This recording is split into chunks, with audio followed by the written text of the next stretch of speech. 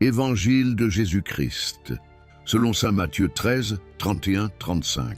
En ce temps-là, Jésus proposa aux foules une autre parabole. Le royaume des cieux est comparable à une graine de moutarde qu'un homme a prise et qu'il a semée dans son champ. C'est la plus petite de toutes les semences, mais quand elle a poussé, elle dépasse les autres plantes potagères et devient un arbre, si bien que les oiseaux du ciel viennent et font leur nid dans ses branches. Il leur dit une autre parabole. Le royaume des cieux est comparable au levain qu'une femme a pris et qu'elle a enfoui dans 3 mesures de farine, jusqu'à ce que toute la pâte est levée. Tout cela, Jésus le dit aux foules en parabole, et il ne leur disait rien sans parabole, accomplissant ainsi la parole du prophète. J'ouvrirai la bouche pour des paraboles, je publierai ce qui fut caché depuis la fondation du monde. Acclamons la parole de Dieu.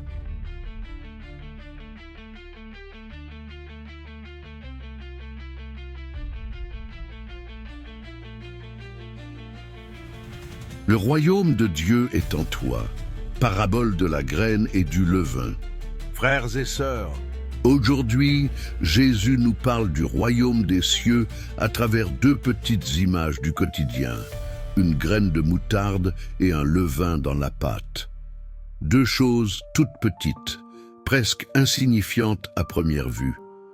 Et pourtant, elles contiennent une puissance de transformation immense. La graine de moutarde, un commencement humble, une croissance étonnante. Jésus dit que la graine de moutarde est la plus petite de toutes les semences, mais quand elle pousse, elle devient un arbre, capable d'abriter les oiseaux du ciel. Le royaume de Dieu commence souvent de façon minuscule, une prière simple, un geste de charité, un acte de pardon, une parole de paix. On pourrait croire que cela ne change rien. Mais aux yeux de Dieu, ces petits actes sont comme des graines plantées. Et dans le secret, Dieu fait croître. Dans ta vie aujourd'hui, quelles sont les petites graines que tu peux semer? Peut-être un temps de silence dans ta journée, un sourire donné à quelqu'un, une attention à ton voisin, la fidélité dans un service humble. Le royaume commence là. Le levain dans la pâte. Une transformation intérieure.